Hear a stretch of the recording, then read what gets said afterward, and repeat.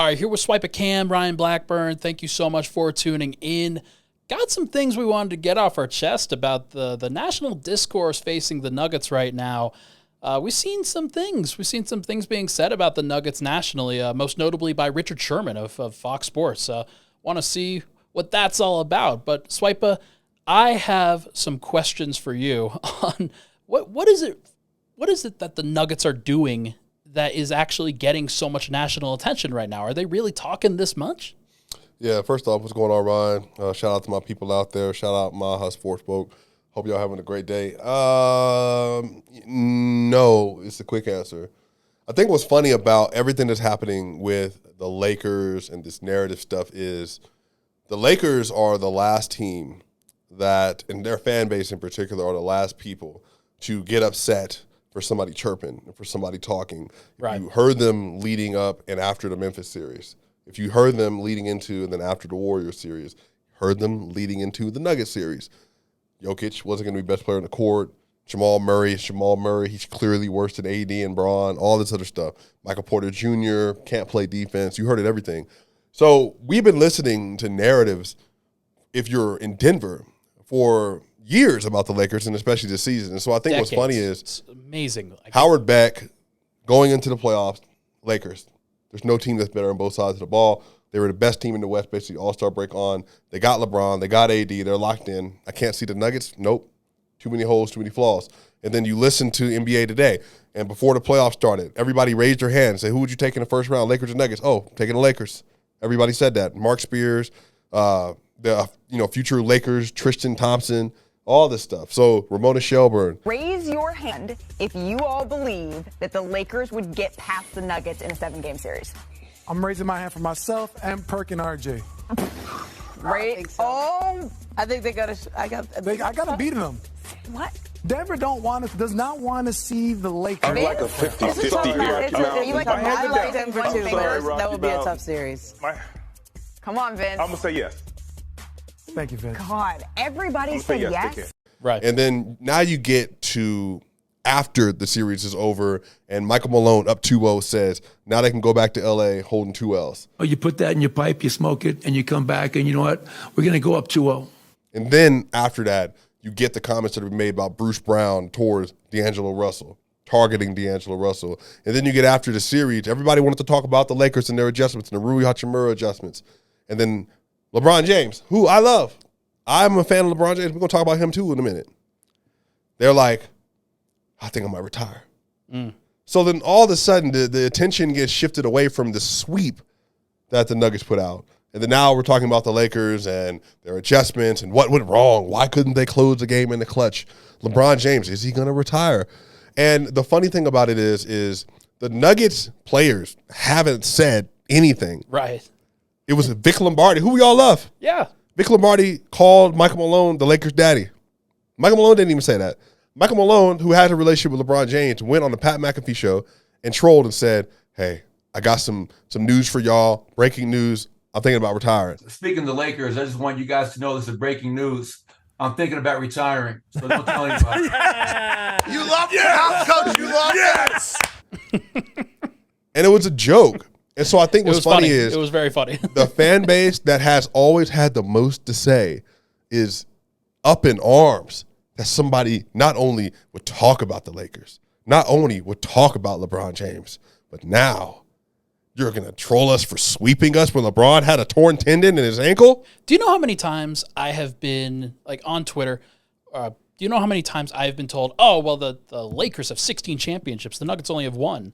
Like, dude, they're not worried about the Nuggets. They're not worried about this small market franchise. They mean nothing to Lakers fans. And yet you keep hearing these things. You keep hearing a lot of contentious remarks, we've seen you. Anthony Davis was talking about that. It was just a lot of, like, the talking and all the Lakers. It was just so much of that going on. Like, all right, we get it, y'all won. But, I think, me and Brian had some conversations like, we can't wait. Austin Reeves was talking about that. These guys are very concerned, apparently, with what the Nuggets have to say. Everybody knows it was pointed at us. They can do it indirectly, if they want. But I think it was very obvious to the public eye. That's why everybody was talking about it. Yeah, you see stuff. Me personally, I try my best to stay on social media and look at all that stuff. To me, I go play every game the way I'm going to go play the first game against them. But I think it adds a little bit of motivation to go play really well. Yeah, that's really it. And they've mentioned along the lines of, we will see what happens this season. We'll see what happens on opening night. I can't wait to see what happens on opening night because I think the Nuggets are going to be ready. Not sure the Lakers will be. Well, the weird thing about this is that ain't got nothing to do with the playoffs and getting swept.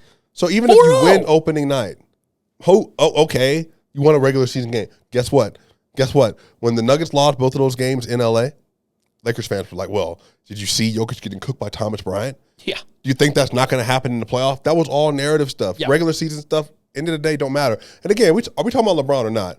Everything with LeBron is postseason.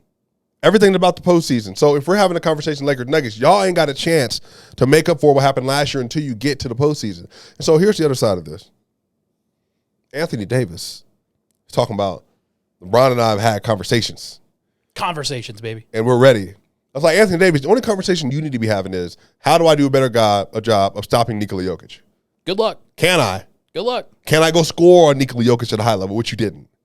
So I think all this is funny. And what's so hilarious about this is, obviously you undisputed. And by the way, y'all, if y'all haven't had an opportunity to listen to the words of somebody I really love, Richard Sherman, and what he had to say about the Denver Nuggets and Coach Michael Malone, take a look. So he is laughing Michael Malone has had one successful season. One. Michael Malone has had one successful season. LeBron James could really give up. You know what, as you would say, about what Michael Malone is doing. Michael Malone will be an irrelevant, erroneous name in the history books of the NBA. He'll be a guy who maybe wins one championship, maybe two, at the greatest, and then he'll be forgotten about, as most people are, as people will forget about this Denver Nuggets championship team. They will not forget about LeBron. So look, you got a chance to see the clip.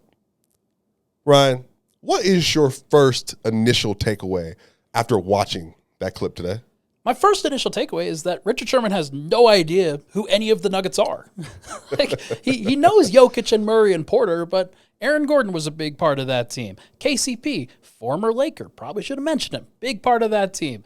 Bruce Brown, obviously not with the Nuggets anymore, but he was doing a lot of the talking, if we're being honest. Who's on the Nuggets right now? Not a lot of these guys are talking. Not a lot of these guys are chirping. And at the end of the day, Denver didn't really have much change on the court. These guys are still going to, they're going to drive the Lakers fans insane.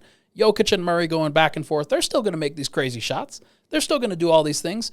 And Michael Malone, he is not going to be irrelevant. Michael Malone is going to go down as the greatest Nuggets coach in franchise history. And I don't think there's any question about that. He's probably already there now, for being honest. Well, I just also want to be clear about this. So Richard Sherman, who I like, graduated 3.9 at Stanford. Highly intelligent dude. Good dude. But again, football is a different sport than basketball. And the way he's talked about basketball has alerted me at times that he may not always be as educated on the matter of basketball as he should be. How do I know that? Let me tell you this. Do you know how many coaches, I'm not going to pull up the actual number, how many coaches in NBA history actually have 2 titles? It's a very, very small list.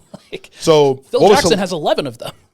Doc Rivers is a celebrated basketball coach who gets love and adoration everywhere. 1 championship. And did anybody ever forget about that Celtics title? Oh, no, they did not. He has gotten jobs every year, except for this year, since then, because of that championship. 15 straight years of getting a job and multiple 3-1 upsets as a result. Multiple. So what's so funny about this is you're saying if Michael Malone wins 2 NBA championships, leads the Denver Nuggets of all organizations to 2 NBA championships with the best player of a generation, a team that has 1 All-Star, and we'll talk about this later. That's not how this works. And so what's so funny is he's such a Laker fan, and so is Keyshawn. Such Lakers fans, they can't even have rational basketball conversations about the Nuggets without getting disrespectful. And this is what I mean. This is why when people complain about Nuggets fans, shout out to the Nuggets fans on Twitter, always pulling up clips and all that stuff. And the receipts and things like that. Right. Again, it's a part of the sport. That's what makes it so fun. But the reason why people get, I guess, upset with Nuggets fans when they do that kind of stuff, and people are always complaining about it. When you hear stuff like that, and you hear David Miniman saying the Nuggets are going to beat the Lakers, Howard Beck saying they're not interesting, nobody cares about their story. Right.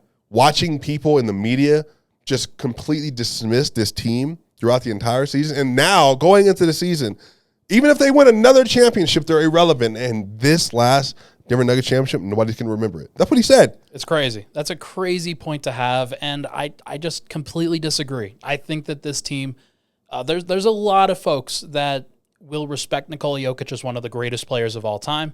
He is going to be immortalized for that reason, and you're going to also immortalize Jamal Murray and Michael Malone and everybody involved with it. So it is very interesting to see the response to this. I am very curious to see how the Nuggets handle it on the court and maybe in the tabloids. We'll see what happens on that.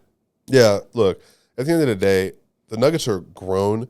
They're a grown organization with grown players. I don't think that they will care about this on a public standpoint much. But again, this is the kind of stuff when people say, Bruce Brown says on Tidal, and he's doing an interview and talked about Jokic versus Anthony Davis, he just took that personally. Yeah. This is the stuff that actually motivates them. It's like, we don't say anything about it out loud, but we hear it all. I heard it all. Jokic heard all the MVP stuff. Jokic heard all the playoff stuff. Jokic heard all the AD stuff. And then he went out and he dominated. Jamal Murray hears this stuff as well. So they all follow everybody on Twitter. Like they're all on Twitter. So, like I said, we'll lace them up on October 24th. We'll see who wins this regular season game. But then when it matters in the playoffs, we can have another discussion. We will have plenty of discussions. Make sure to subscribe down below to the Mile High Sports YouTube channel. He's Swipa. I'm Ryan. We're out.